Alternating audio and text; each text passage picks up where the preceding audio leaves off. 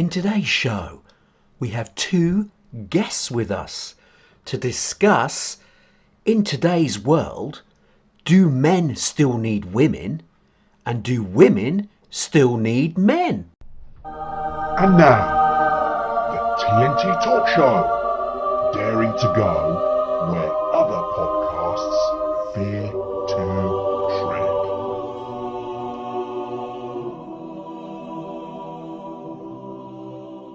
Hello, I'm Tony Fasulo and I share the stage with my esteemed friend and colleague, Tayo Boya. Tayo, hello, my friend. I hope you're keeping safe and well. Yeah, what the hell, Tony? What you gonna do, eh? Come on, let's hear that upbeat tone, that smile for our listeners and viewers out there. Yeah, whatever. Hello, viewers. Whatever. I'm actually in a foul mood today, Tony. Why? Well, a couple of days ago, the dog died. I'm sorry to tell you. Oh, sorry to hear that. Thank you. And I tried to cheer up my wife by getting her an identical one, and she just fell out of a tree, man. She was screaming at me. What am I supposed to do with two dead dogs? What am I supposed to do with two dead dogs? Oh. Your jokes are appalling. They get worse and worse. I'm not even going to say anything. Ungrateful woman. That's all I can say. I fall for All them the every trouble I time. went to get another dead. Anyway, never mind. I'm just getting used to it now. Don't give up your day job, Tayo. Please don't. Anyway, on with our show. Our viewers out there will probably have noticed we actually have two guests with us. Obviously, our listening audience won't have known that, but we have two lovely guests on our show. We have Charlie and Annica. Charlie and Annica, yes, hello. Hello, Hi. both. I hope you are well. Thank you for joining us on the show. I don't know where Annica is, if she's struggling with her IT. Oh, no, she's there. You're on mute, my dear. So if you want to unmute yourself, that would be wonderful. Thank you.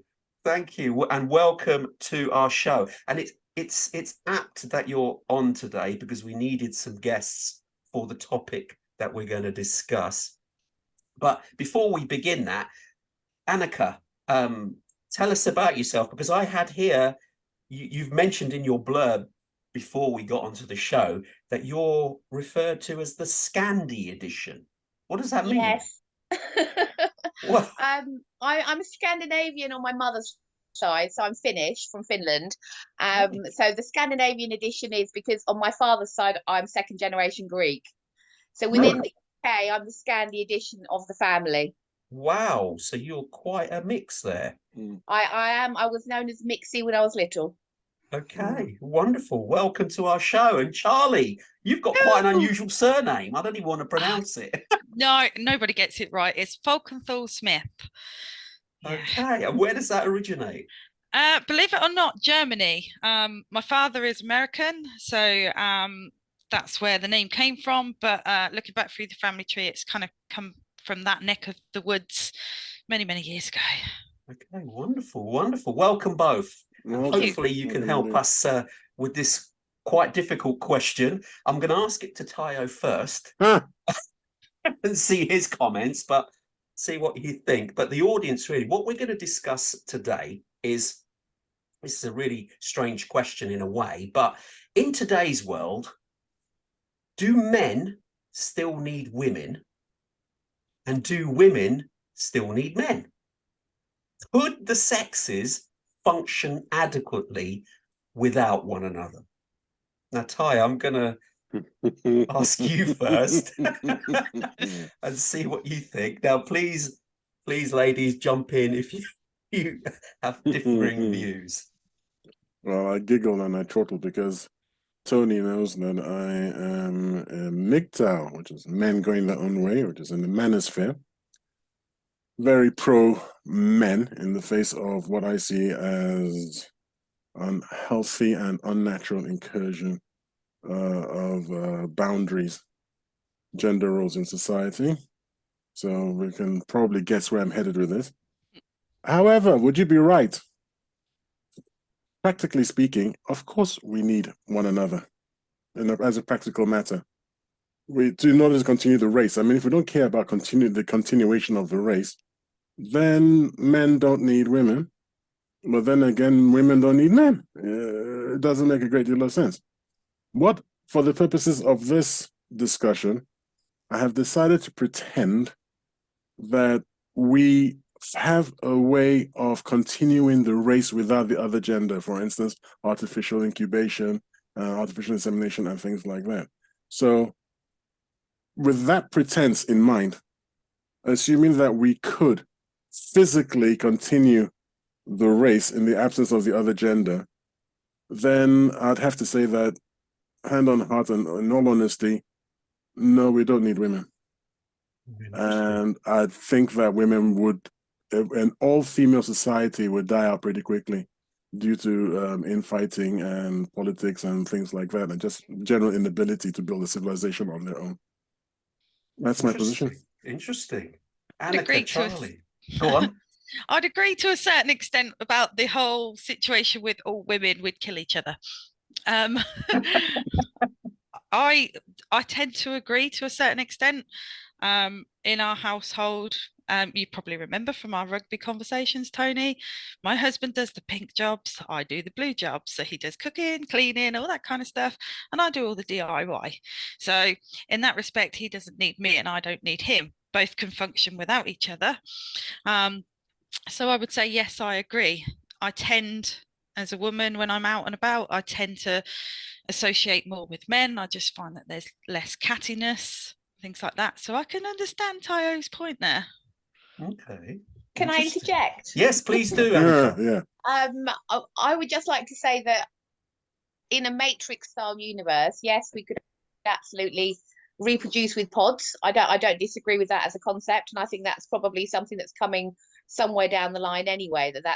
That ability to recreate humanity without necessarily the historic manner in which that's actually done, without going into any graphic detail, as the viewers may be not wanting to hear such detail. but what I would say is that an all-male or an all-female society wouldn't have enough of a balance within it, in my opinion. So I also associate more, or find male company or male colleagues easier to work with, for the reasons that we've actually already alluded to. But I actually think the counterbalance of a male and female kind of yin and yang actually creates a much more settled society, in my opinion. Okay. I think that's a fair point. I mean, even today in the news, I don't know whether you've kept up with what's happened in the news today. Just today, there was a Japanese scientist who's managed to replicate a female egg from a male sperm. This is through animals. So in other words, he's basically saying that couples, either same-sex or normal male-female couples who have problems conceiving, could have their own natural children based on one another's sexual reproductive system. So in other words, if a couple were together and couldn't conceive, so the man's sperm was working but the female couldn't produce eggs, or vice versa, the man had low sperm count but the woman was producing eggs herself, they could still generate biological children of their own, because the sperm at the DNA level, the sperm could be modified to produce an egg, and the egg could be modified to produce a way of fertilizing it, to do with the chromosomes, X and Y's and X and X. And he's managed to do that in a lab, and he said maybe in 10 years' time that would come to fruition. So in essence, that is the start of being able to have same-sex couples having their own kids. So in that scenario, we've already started that journey where the two sexes could, in theory, split. Well, that's not news. I don't know, but maybe this chap's experiment is news. but it's not news from the point of view that at the present time, women actually could theoretically go it alone, because obviously they have the facilities for incubation, which is where men get unstuck. We can't incubate a fetus, well, a child, if you like, over that initial 9-month period, whereas women can. So if they can find a way to extract, to turn, let us say, female, what's it called now? What's that special cell called that is the The stem protein cell? Chromosome. Sorry? What? Chromosome. chromosome. No. The stem cell. Stem cell. If The they can stem find cell a, that you can yeah, program it to be any part of you any can other program it to be cell, any part, yes. yes. So if you could get, if you can get the female, you can get stem cells from females to turn into sperm to fertilize an egg, then from that point on, men are superfluous to the deal and women can go it alone. But the vice versa doesn't exist, because men cannot incubate A child. like I said, a child. So that's the problem. I mean, from a male point of view. But once we have an external incubation, Annica said, mentioned pods, like matrix type pods. Mm-hmm. Then yeah, then at that point in time, then women become superfluous to men. So that's just at the technical level. But I think Charlie's point, Annica's point, wasn't it, about there being an imbalance in society. I'm not sure that you find that, Annica. Have you watched are you aware of a show called Survivor? I've not seen Survivor. No, sorry. And Charlie? No, I haven't. I'm an NCIS kind of girl. Right. And Tony? I've seen it on advertised, but I've never watched it. Well, I wish you guys had. Survivor is where they take volunteers, but there's a prize involved. So actually, I wouldn't say volunteers. I'd say competitors. They take them to an island, a remote place, let's say, a remote place, and they drop them off in this remote place.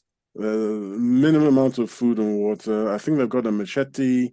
And basically they say to them, off you go, and God be with you. We'll see you in a week's time. But they film them and everything, and they can get out if there's a medical emergency. And they leave them there, and they just watch them and see how this primitive society of, say, 7 to 10 men, I can't remember how many they start off with, 7 to 10 individuals, how they gel, how they can work together. So are they, sorry to jump in, are they split? So male and female? No, they're just groups, okay. So, it started out with just being one massive group. Okay. When I say massive, a single group, not massive. Yeah. Just 10, like I said, 10, 12 individuals, right? Mm-hmm. And then they drop them off.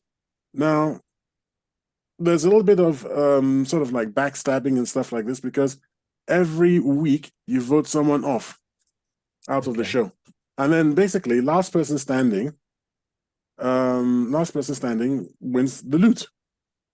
Is this right? I'm a Celebrity? This is like a parody of I'm a Celebrity. Get me out of here. Sounds a bit like Lost, doesn't it? It's a bit like Lost. It's a bit like the film Lost. Yes, the series. The series, yes. Oh, okay. It's a bit like that, but I believe it started before. I believe it was what led to the rise of reality TV. We're going all the way back to the 90s here. Oh, okay. Okay. So, Survivor, after a while, it just became a little bit stale, and then they got to a point where they thought, what we're going to do? We're going to have a show which all male on one side and all female on another side. And I think at this point in time, the show had morphed or something, or my memory has changed a lot. And I think Bear Grylls became involved. We know him. Yeah, with this kind of like experimental thing where they want to see how people react. And they took these guys off. Sorry, these two groups off. I believe they've done it twice now. And each time, the women have been unable to look after themselves, even with external help, which they're not supposed to have. I mean, in one case, they were starving. I mean, you're beginning to see sort of bones, through their ribs and so on and so forth. And the rib cage. Not see their ribs. You're able to see their rib cage. And they gave them the sort of released pigs and piglets, close to their camp, and they captured a piglet and turned it into a pet. I mean, they were starving. they were starving. Yeah, but that's a nurturing side of a female. It's a wonderful nurturing side of him. But it does mean you're going to starve to death, man. You got a piglet in there, okay? Okay. So in that one, the men won. But what was interesting is that the second time, in both cases, the women eventually just sort of moved into the male spaces and got the beta males to work for them, which is interesting in itself, which is what the kind of thing that MGTOWs like me sort of flag up and say, what are you bringing to the table? Not to get distracted, though. The first time, I think a man won, but the second time a woman won, right?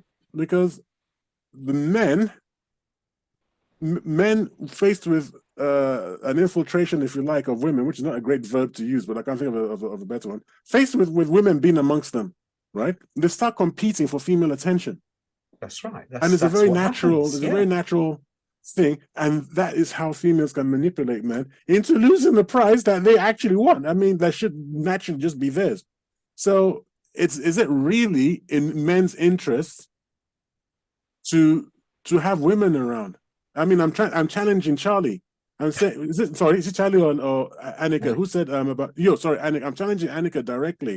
Is it really in our interest? In schools, we know this is a fact. Even Tony and I argue all the time, but I think even he will agree that in co-ed, in co-educational institutions, the females always do better than the males.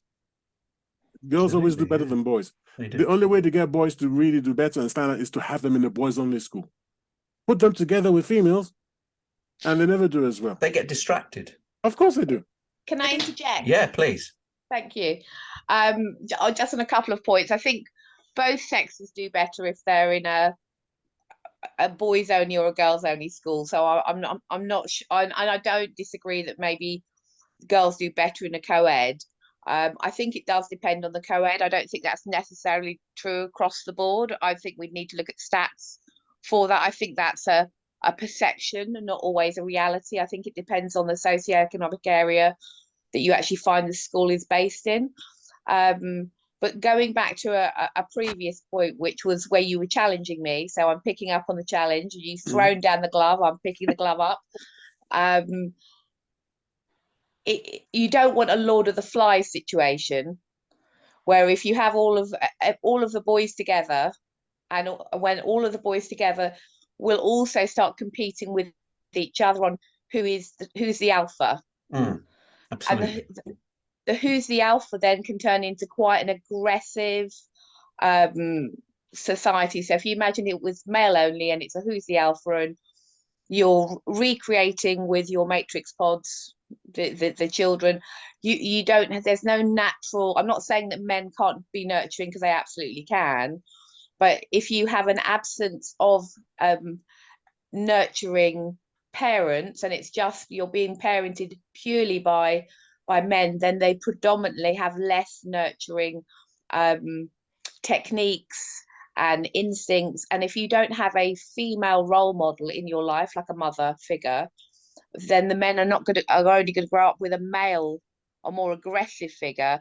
And then you'll find generationally, 2 or 3 generations down the line, you do have much more of a Lord of the Flies situation, because you haven't had that female influence. Now, I appreciate you're saying a female influence is very distracting, but there are positives to female influences, and that comes back to my perspective on that societal balance. You get very masculine women, and you get very feminine men, because but I'm not talking about sexual preferences. What I'm talking about is just in their natural way of conducting their day-to-day life. So it's not always true to say that all women are nurturing. Some are very aggressive and very masculine, and vice versa. But I think having that balance, so that you actually develop both sides of your psyche, is much better from a society point of view. So I'm still sticking with my balanced society perspective. Does that then lead to an argument that same-sex marriages are not beneficial for the child? I would disagree with that because I think you have enough role models. We were talking about a very extreme version of there are only men on the planet or there are only women on the planet. And in a same-sex relationship, you traditionally have, or you often have, a more masculine male and a more feminine male and a more masculine woman and more feminine woman. So you still have that balance of kind of the masculine and the feminine. That yin and yang is actually happening. It just happens to be represented in two people of the same sex. Interesting. Go on, Charlie, you were about to say something. Yeah, no, I was just about to say I agree there, because what that is effectively where we're looking at a planet with just men or just women. Like Annika said, we are going to be in a situation where it's pack mentality, it's survival of the fittest, and the males, because it's just how we're bred, it's animal kingdom, that we just want to get the best possible offspring to produce the strongest bloodline. And when you add the female element into that, the female is looking, okay, they are looking for their strongest partner, but what's strong for me may not be strong for Annika. So there is that balance. There is an interesting, sorry, just I want to explain. There is an interesting tribe in Africa, the Maasai warriors. I was telling Taya this on a previous show, I think, where what they do is the men and the women almost do what we just described here. They don't cohabitate. They have separate areas of the encampment. So you have an area predominantly just men and adolescent men, so the boys when they reach in adulthood. So that's a massive area for them. Then you've got another side of the encampment that's all the women and young children. And then you have a third area. And what happens is the man or the woman can leave their respective area with an agreement, pick up the mate, and then go to the third place, do what they need to do, and then they go back to their respective areas again. There doesn't seem to be any problem because no one's actually under one roof. They don't argue because they only get together when they want to, and then they go off and mix with their respective genders, and then they don't have any controversy. So the reason why we raised this question to begin with, the topic of our show, is because several weeks ago we had a guest on the show. I don't know if you remember, Tayo, from the States, where we discussed whether masculinity was toxic. And he was a quite famous person in the States, and he used to have to deal with men's issues where men didn't know where they were in society any longer. They couldn't find a role for themselves because the women in the States in particular were sort of bleeding totally into the roles that men used to be known for. So the women were not only doing their roles, they were also doing the men's roles, and the men were no longer almost had a role at all in society. And they were feeling disenchanted, even suicidal. And his role was to try and pick up the pieces and fix these men and put them back together to some normality. And this is why we raise this question: is it true that men, don't need women and women don't need men? Personally, me speaking, I totally disagree with that. I think you need a healthy balance, as you've already touched on. And yes, there are some boundaries that are being crossed now, which make either sex feel uncomfortable. And that element makes it difficult. But we need to understand that there is a role for both sexes, both genders, and they can still do it without being trampled on by the other. Because at the moment, there's a big move about men giving women opportunity in the workplace and things like that, giving them that in the past have been suppressed. And now there's a big movement on to give women that opportunity in workplaces, etc., which is happening, which is good. And that's a good thing. But equally, you don't want to then bring the men down in order to raise the women up. And this is where I think is where some of the problems in society are happening, is that there's no balance here. Yes, for many years, women were oppressed, so to speak. But now, in order for them to be raised up, which is the right thing to do, the raising up means the men are being pulled down. So there's no leveling here, which is a shame. But Tony, can I interject? Yeah, please. Are you referring to like an unconscious bias or a conscious bias? Unconscious bias. Right. Okay. Because I think I'm not saying it doesn't exist. I think it does exist, but I've seen corporates take that into consideration very seriously, and the way that they've actually reviewing people for executive roles certainly in a previous life with a previous very large corporate that I won't name, they would remove the gender and the name, even if they were internal. Absolutely. When they were actually doing the interviews. And I think you know who I'm talking about. I do, when yes. they were doing the interviews for any major roles, so that they were literally picked on the program they'd worked on, the programs they'd done, their history and their background. But they'd also remove schools, because a school can be an indication of, it's all girls, it's all boys. Suddenly you're aware of the gender. So they absolutely removed anything that was gender specific, to ensure and always guarantee to the best of their ability that there was no gender bias taken into consideration for executive roles or the next senior manager. Yeah, it wasn't just that. They even took away the name of the individual, because people could have unconscious bias based on the name. They absolutely did that as well. What I do have umbrage though is the movement in terms of, we should have more women in the boardroom. I totally get that, but we should also have more women down the mine, or doing the trash, or, do you see what I mean? There's got to be a balance. It's More got to men be baking everything, cakes. not cherry picking. Sorry, Charlie. More men baking cakes. Yeah, exactly. Indeed, exactly. More men in HR, balance. for instance. It's got to be a balance. If we want equality in a society, and we don't want to go down this route of splitting men and women to separate areas and making them live on their own, and because there's this fear now that men cannot even be around women, with this fear of women being abused in some way. So it's got to the point that men are treading on eggshells in everything that's being done, so they cannot even, almost come into contact with women. I think it's time to sort of have let's get into hone in on Tony's action, because he's been holding court for a while there. Okay, so written a couple of notes here. More I'll go backwards actually. More women in mines, more men baking cakes. Just to remind everyone that historically speaking, men were the ones baking everything. Okay, I mean, not in the home, but commercially, men were the bakers. So it's not as if there's some sort of thing about men not being already baking cakes. I think we already kind of pretty much do everything anyway.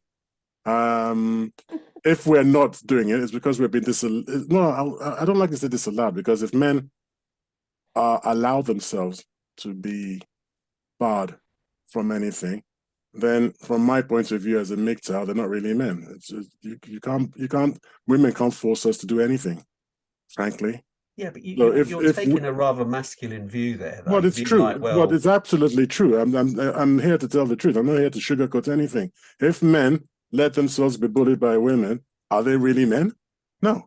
Real men say no. May I interject again? Yes, please. You can't bully me. That's the point. I'm just saying, you can't bully me. You can't say no. I'll give way, but I haven't finished making my point. But thank you.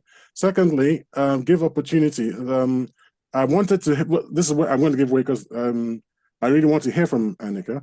You were talking about this organization where the opportunities for executive roles was sanitized and the gender of the person was removed. I'd love to know what sort of outcome does that organization have as a result. Is it about 50-50 split, or are there slightly more women or slightly more men? I'm going to guess that there's slightly more women. Am I correct? It's actually 50-50. Sorry to Oh, just interesting. jump in and answer your question. No, please. And in some roles it might not be quite 50-50, so there might be slightly less women. Really? It really does depend on which part. So I've talked about executive roles. It's actually not just executive roles, but obviously there's a huge focus, and because we talk about glass ceilings and women, but it's across all management roles. And as I said, Tony knows who I'm referring to. Hmm. And there's another element which I think is, I know that's not the purpose of today's chat, so I'm just going to touch on it very, very briefly. But it's a socioeconomic element as well, because we were talking about men and women, but it's the whole thing. Men and women, and having women at the top of the board is very important. But which women? And having men at the top of the board, but which men? So it's about basically removing everything that tells you anything about someone's background other than what they have achieved in their working history, because whether they came from Harrow or Hackney or Llandudno should make absolutely no difference at all. And whether they're male or female should make absolutely no difference at all. If they are the best person for the job and they're a man, brilliant. If they're the best person for the job and they're a woman, brilliant. But it should only be based on what you have achieved in your career and what you, to use your words, can bring to the table. Can I just add to that though? Yeah.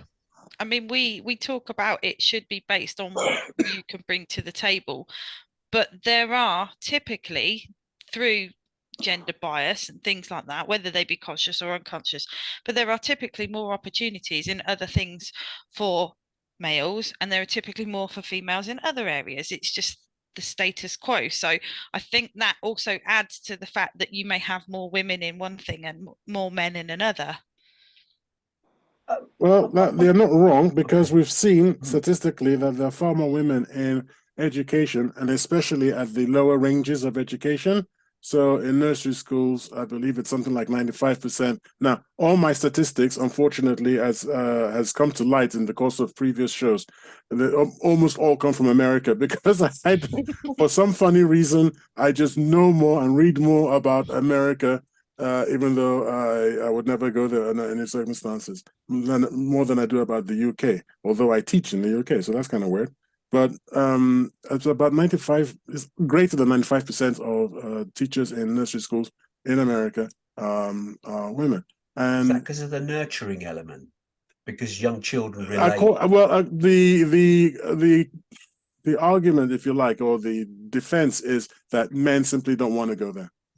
That's what they say, but I don't know if that's true or not. Is there an argument to say we need more men in those sorts of roles? I would have said no, because I'm about to challenge Annica again when she says that women at the top of the board is important. And I want to ask why. Why is it important that women should be at the top of the board? Well, you know, when she mollified me almost immediately by saying it actually doesn't matter. It's just the best person for the job, which is my position. It's like, okay, fine. Who can argue with that? The best person for the job is the best hooray, person. well done, get in, get stuck in. I'm happy. If it happens to be that the best person for the job is one woman or several women, I don't argue with that. That's fine. Competition is, you know, is everything. It's very welcome. But before she said that, with which I totally agree, she said something which I totally disagree, where it says women at the top of the board is important. By the way, men at the top of the board is unimportant from my point of view. All that matters is that the person who is there has won that place by right. Right? So it shouldn't be gender, shouldn't be race, shouldn't be skin color. It's just the fact that it shouldn't be whether you're from Harrow or okay. So in that case, are you saying then that any targets which are now in place should be scrapped? Yes, they're abomination. They're an abomination. Let me explain something very interesting at the moment, because there's no uproar at the minute about being of a lack of men in primary school roles. There's no No one moaning saying there should be more men in those roles. I'm moaning. Okay, you might be. I'm But moaning there are because people moaning, for instance, people are moaning at air traffic controllers. Let me explain. I'll explain why. This is to do with a spatial skill. I'll explain.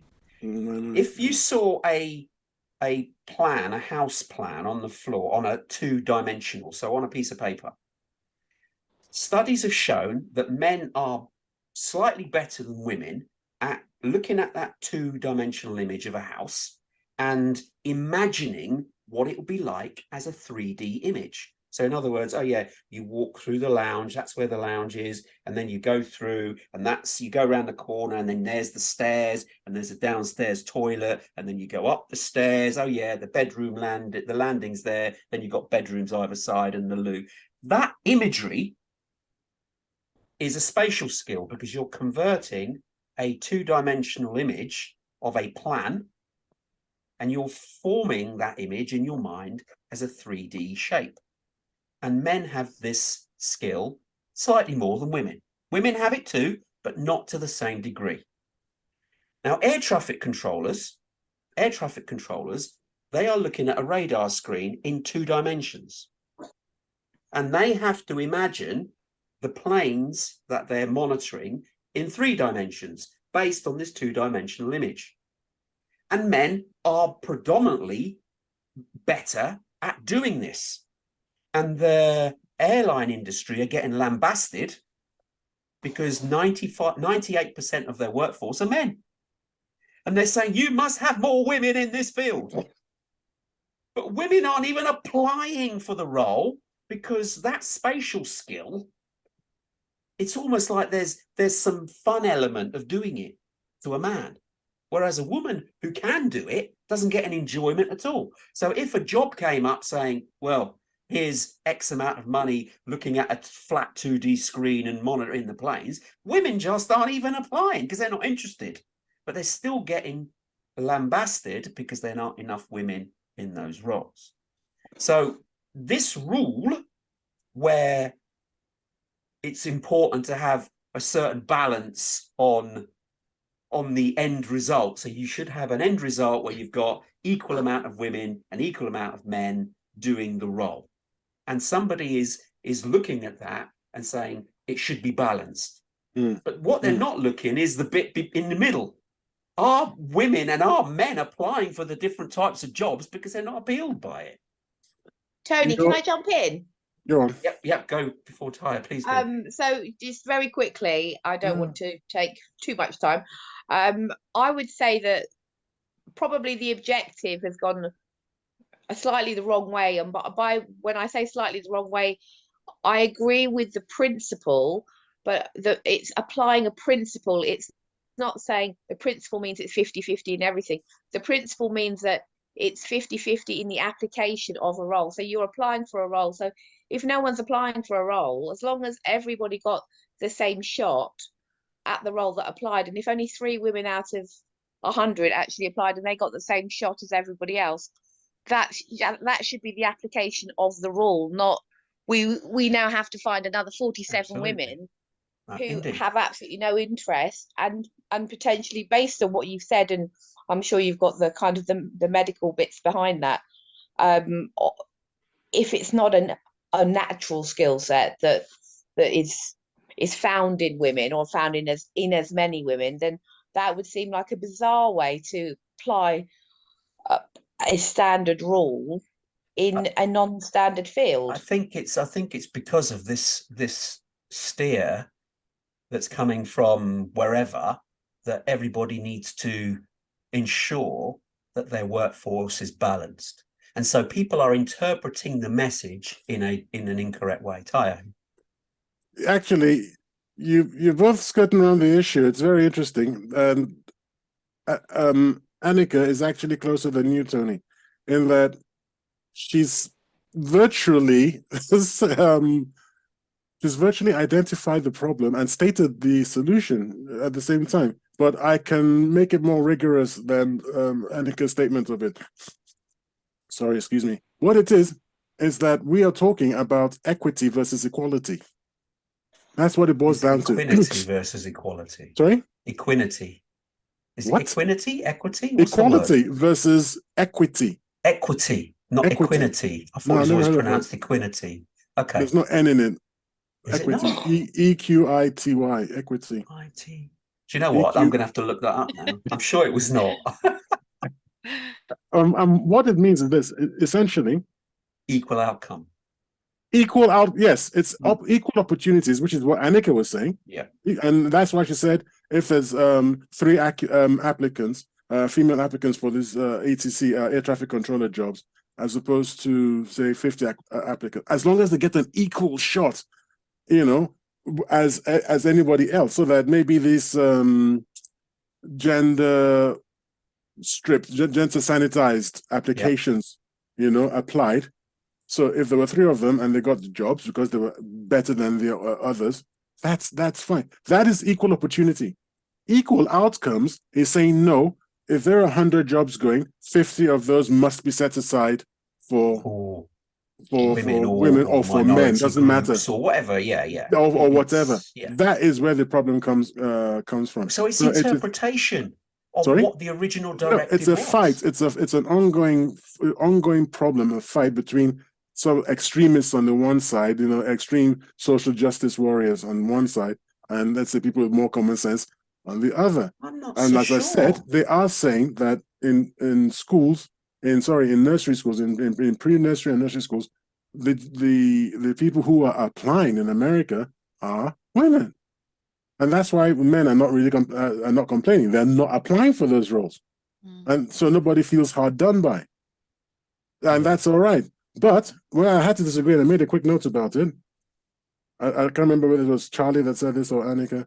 We're talking about school women in upper schools, post nursery, so in primary and in secondary. And as I said, I'm teaching nowadays, and I see that it's a big problem where women teach boys.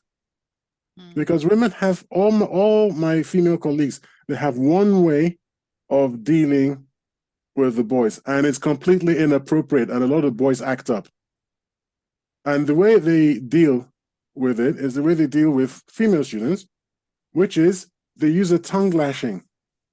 They raise their voices, and then they tongue lash the students. And what does that mean? For our listeners are probably listening, go, "What the heck's tongue lashing?" Well, a tongue lashing. You need to explain that, otherwise people will be confused. Well, using criticism. Oh, I see.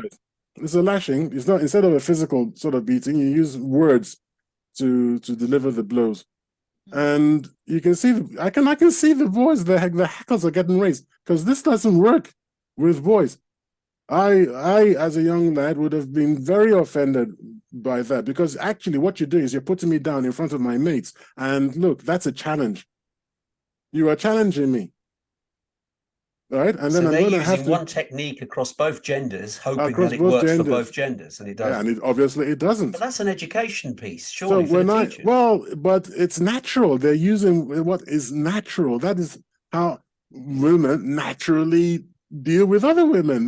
They form a collective that by reaching a consensus, because consensus amongst women is very important. Unlike this, lets me go back to, I don't know, was it Charlie's point of view? Who said Lord of the Rings? Who was talking about Lord of the Rings? That was Annica. Yeah, Charlie. That was Lord of the Flies. Lord of the Flies, not Lord of the Rings. Lord of the Rings. Lord of the Rings. No, me Lord and of the TV. Flies. Me and TV. But we can talk about Lord of the Rings if you want. I hated the way it ended. That's all I can say. Anyway, Lord of the Flies. Yeah, look, actually, Charlie, you're wrong. That's Annica. Oh, was it Annica? Yeah. I'm gonna stop talking. I'm not trying to get on your. I'm not trying to get on your case, Annica. I promise. Okay. Actually, that's exactly what boys want to do. We want to create a hierarchy. Look, as a teacher, and I can't do it in this country, but as a teacher in my own country, where I was born and everything, I would actually let the boys fight. I mean, I would let them. I'd stand by and watch.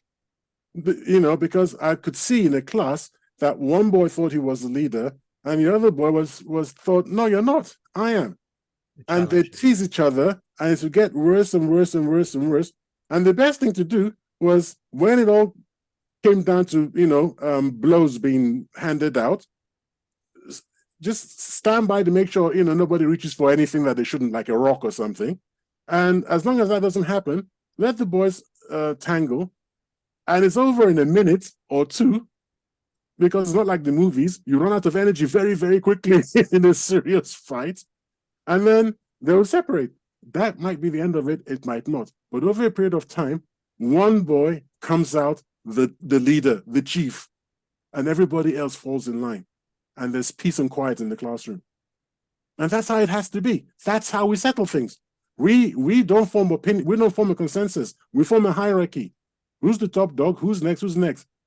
And if you don't toe the party line in a hierarchy, they will gather upon you and well explain the matter to you. So that's what I have to say about that. That is how we are. And you're asking, society today is asking men, asking boys to be other than their natural instincts. So you in agreement with men are from Mars and women are from Venus, because we're so different that we can't actually be even close to one another? No, we can't be. We're supposed to be complementary. We're supposed to complement each other. One of the things I hate about modern society is that it has devolved into an argument. It shouldn't be an argument. We're different. We are different, and let's live with our differences. But let's not make it, as I said in an earlier show, Tony, let's not make it where women are not allowed to do things. Yeah. Let's Agreed. do what there should never be that. Ever. Let's do what we said, but let's not do what the American military is doing either. In order to allow more women in order to encourage more women into the military, they've actually dropped the entry standards. And that's the problem. It's like, why are you dropping the entry standards? If everyone is equal and it's supposed to be equal opportunity, don't drop anything. That's the standard. It's 50 push-ups and it's a 5-mile run in such and such a time. That's that. Either you can or you can't. And we don't care. If you can, you're in. And if you can't, you're out. And if that means that 100% of the women who test can't do it, well, I'm sorry.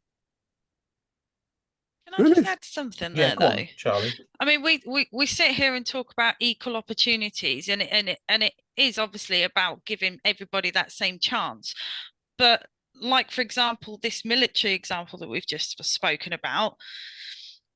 Okay, yeah, you know, there are a lot of women out there that can do 50 push-ups or whatever, but typically, and it's all the women are going to hate me right now, but typically the way that the female body is made up, not all of us are able to do those types of things in the same way that a man can. It's just genetics. It's just the way it is.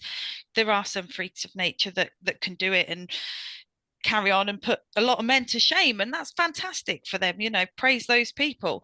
But not everybody can do that. So if you want to give people an equal opportunity to be able to do the same thing, it's not always about having them complete the same tasks. For example, let's look at it from a disabilities point of view. You've got the trains, and us able-bodied people can walk and get on that train, no problem.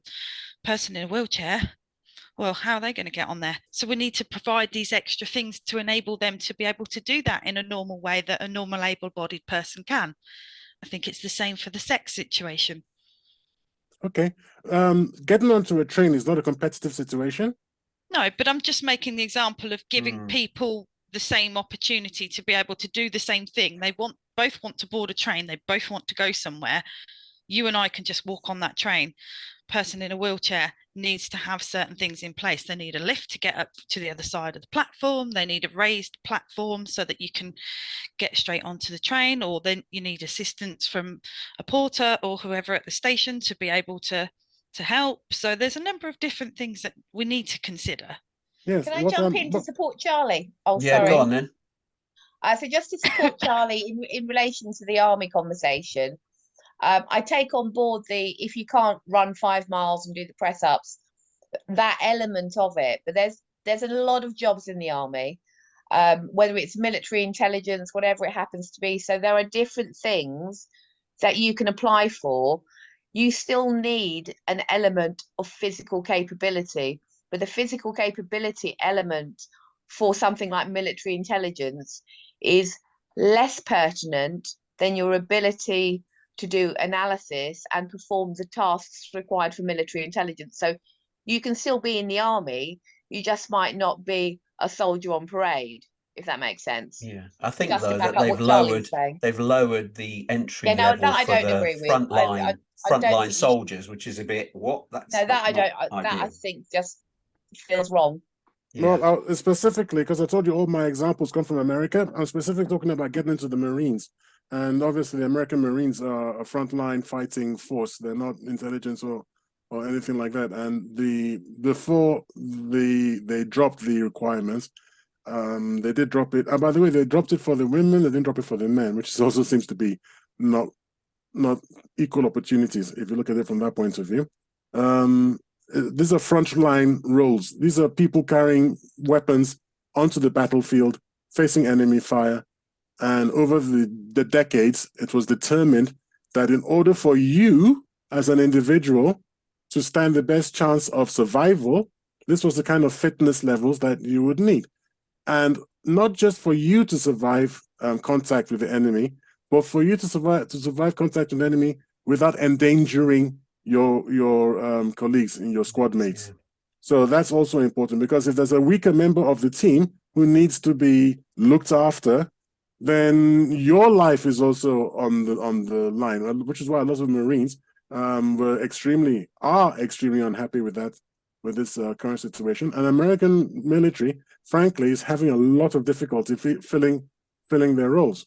They've only got about 450,000 people now. I think it's down from 900,000 at one point.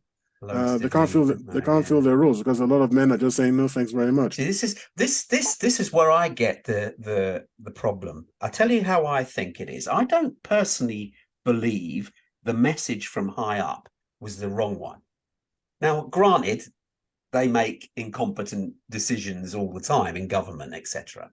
But what happens is, as the message comes down the line, there's different heads of department, different areas of responsibility. They take the same message, but they may interpret it slightly different because they're giving their solution to what they're hearing. And so you get deviation as you're coming down. And sometimes the original message has been diluted, like Chinese whispers, to a point where it's tweaked slightly because people have to add value. Otherwise, what are they in the job for? So they're adding value, they believe, by, we've heard that they should, that we got to give equal opportunities. You know what? Let's enhance that. Let's make it so that we give them a better opportunity. So they are taking not liberty, but license to tweak the message. And so it gets to a certain point and you get some really weird decisions. And this happens in local government, for instance. You get local government applying messages that were broadly set high up. And by the time it gets to local government, they implement a version, which is, other people look at it and go, what? What the heck was that? That doesn't make sense. But they're applying their own sort of bit to it to justify their position in the first place, and maybe enhancing it so it's a better deliverable in their eyes. Yeah, but Tony, sorry. No, I was going to answer what Charlie said. I'm related to Tony, but go on, Annica. I'll come back and do that. So I'll be very quick. It's just That's I need to jump in on just putting my Finnish military hat on for a moment. Okay. And we talked about models that people might adhere to, and we've talked about benchmarks and goals that people will say in this country. Obviously, Finland, and I'm going to say it now, wins gold medals for lots of things, happiest country, etc., etc. But also, and I'm going to, obviously, it's quite topical at the moment, but take you back to the Winter War and World War I and World War II. It's a country which is 3 times the size of the UK almost, but had a population that was tiny. The men and the women in Finland had equal roles across the board, across the front line, defending Finland, and they still have equal roles, and that has been maintained because they didn't have a choice. They had literally the same amount of men and women. So if we needed to defend the front line, my grandmother was a Lotto which basically means she's a frontline woman, and my grandfather was also on the front line. They both had the same role. She was looking at the towers to see when the planes were coming in, and he was actually a soldier, literally defending the front line. So they did slightly different roles, but she was armed, and she had exactly the same training as my grandfather did. And that military training in Finland stands today, and the military national service that's required still stands today. So Wow. I just had to jump in there on the whole. No, that's very good. Very good. That's Maybe why I have other a very countries strong take opinion that as an about example. equal society, because that's where I grew up in Finland as well. So I feel very strongly about that. So I'll Wow. back to you guys now. So thank you for sharing. The example you give is some weird reason. Well, not weird reason, because I better not say what I am actually, because you probably know your top. There's a reason why I know. There's a reason why I happen to know about Finnish military affairs, and what I'll point you towards is that it's another country that is very much like Finland, in the sense that it's a small population faced with a massive number of enemies, which is Israel. And obviously in Israel, the IDF, the Israeli Defense Force, has had to conscript women just as it does men. However, we're running out of time, as Tony will probably tell us very shortly. Although I'll do my best to see if I can find the link quickly and send it to you. The ex soldiers, ex IDF soldiers, Israeli Defense Force soldiers, females, actually took the, I think, are trying to take or have taken the state of Israel to court to suggest that what they are physically asking of women to do, if women are able to actually meet those standards, are injurious to women in the long run. They are physically they're physically injurious to women. And I think there are certain roles which have been performed by women a lot better than men. One of which, I don't know if you happen to know this, is the role of a sniper.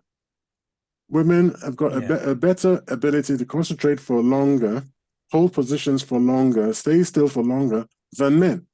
And those skills are exactly what you require for snipers. And if you're paying attention to the Ukraine-Russia conflagration now, you find that when they do capture a sniper, it's a woman, and you're like, oh wow. So yeah, that is as frontline as you can get. I mean, you can't get more frontline than being a sniper. So when I'm talking about the Marines, it's a different kind of role. It is a role of being dropped, say, 20, 30 miles from the point of contact, and then having to make your way through thick vegetation or parching deserts or swampland or something, and do so undetected, perform the military action and withdraw. This is very, very demanding physically. And obviously the Marines are one of the sexier parts of the American military. So that is their requirement. And they've had to drop, and it's not, good. Whilst I'm hogging the microphone, airwave, yes. I have to go back to Tony, and where you said it's filtering down from the top. No, taking women into the Marines was a top-down decision, but it was the performance or the underperformance and inability of women to meet the standards that resulted in the same people at the top saying, drop the standards to this. It wasn't some guy in the middle. Interesting. Right? Normally, that's not where they wouldn't get involved from the top. They would let the military come up with the answer. They would come up with a recommendation. They would say, look, we really want to equalize this and make sure you get equal opportunity for both genders. But they wouldn't then dictate, you must, blah, blah, blah. That would come down, that would be to the next level head, the next level down, who's in charge of the military themselves. At certain levels would make that decision. Do you see what I'm saying? It's let's not get bogged down in that. Down. It's not, I don't want to get bogged down in that.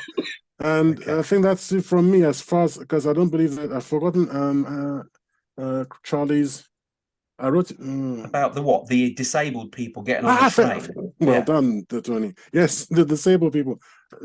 Charlie, the point I was trying to make, and I don't think we're on the same page yet, is that the disabled person on the train has an equal opportunity, but it is not in a competitive situation. It's not that person gets on or an abled person gets on. There's no reason why we shouldn't be able to provide.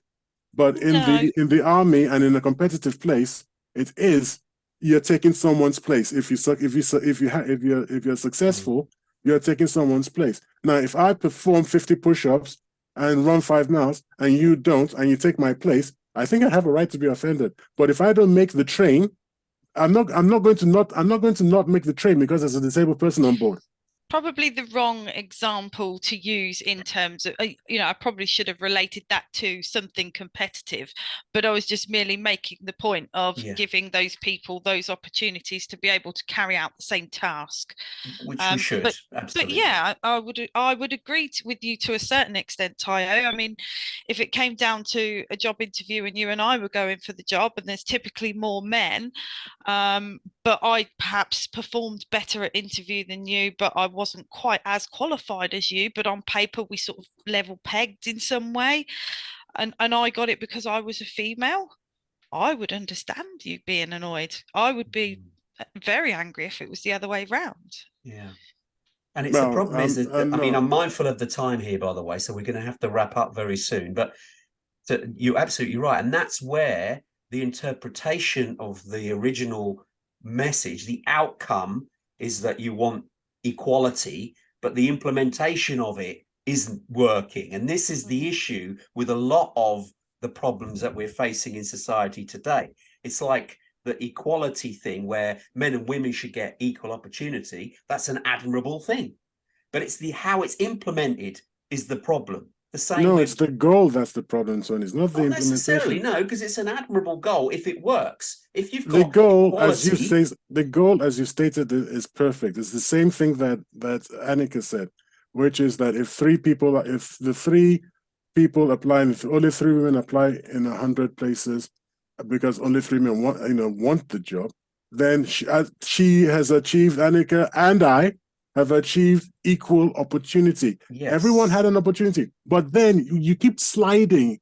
I'll say that right now, it's on my screen. My thing is on my box is on top of Annica, and your box, Tony's box, on top of Charlie. And I answer that the guys here on the right of the screen are right, and the guys on the left of the screen are wrong, because what you're doing is that you're sliding, and you don't notice that you're sliding. You're starting out saying equal opportunity, and then you're sliding into equal outcome, which is a different thing. I don't want equal outcome. I want equal opportunity. Well, if you have, then we're on the same page. But then you say that and then go, it's the way it's implemented. What is implemented? No, equal opportunity just means you show up to the interview, like Charlie said. She shows up to the interview. This is what we're saying. You're saying that you want equal opportunity, but it's not being implemented. It's being implemented with a skewed approach where you're biasing the number of applicants depending on what gender they are, because you want to meet some narrative to please somebody. We're seeing that in adverts on TV now. I don't want to touch on this because we're really running out of time, where someone's been given a narrative and now everybody's followed it and they've gone to the nth degree. But that's a topic for another time. Annica and Charlie, thank you for coming on the show. But do you want to quickly give us a sum up? What do you think? The question that we asked at the very beginning, in today's world, do men still need women and do women still need men? Charlie, you go first. What do you think? I don't think we'll ever agree. It'll be one of those questions. It'll be the chicken and the egg constantly. Do I think that there are things that we could do that men could do and vice versa? Absolutely. So yes, I think we can all be independent in some way. But like you do, I think, upon reflection, and we've been batting around a few ideas and opinions here, I don't think one really exists without the other. Okay, brilliant. Annica, your view? I would agree with Charlie because of the yin yang conversation I had earlier, and also growing up in Finland, where I've seen a very equal society where men and women everyone does the dustbin, everyone does the cooking, everyone does the fishing, everyone defends the front line. And on a more slightly non-finished but flippant note, as to quote Cher, it's not whether I need, it's what I want. So I don't need a man, I can be my own man, but I actually want a man in my life in the same way I'd like dessert, although I've had my main course. I love that. I love that. Thank you, Annica. Tayo, do you want to finally sum up your opinion? Yeah, well, controversy coming right up. I don't think we'd ever want a situation where, I mean, even speaking for MGTOW, MGTOW, as you know, we've got our own way of looking at the male gender divide. It's never been about not having women. It's never been the idea. No MGTOW says, women should not exist or anything. It's just how we relate to them in this society. Medically and biologically, right now, the race can't do without, we both have to be around. If that should ever change, and it probably change for women first, if that should ever change, I don't think it would be a good idea for us to not have the other gender around. I think there's a balance, and what we have to do, we're unbalanced. Unbalanced, yes, Imbalanced. without the other. I think it might even be imbalanced. I'll have to look it up in different words. But we're not balanced right now, and then we're out of kilter. We are quarreling and causing, and yes, both genders. There's a gender war basically going on, and it's very stupid. We shouldn't have a gender war. No. We should try to get back to almost like Annica's Finnish model, which happens to be the Nigerian model as well. I mean, there is some gender. Mindful of the time here, can you? there's still gender roles and everything, but we don't certainly have this kind of enmity between the genders at all. So, yeah, maybe there should be a lesson there somewhere. Look at other cultures and see, rather than plodding on in this manner. But Charlie, Annica, I hope you've enjoyed being on our show. We loved having you on. Thank you very much. Thank you very much. Insightful information. But unfortunately, we have reached the end of the show for another week. Right.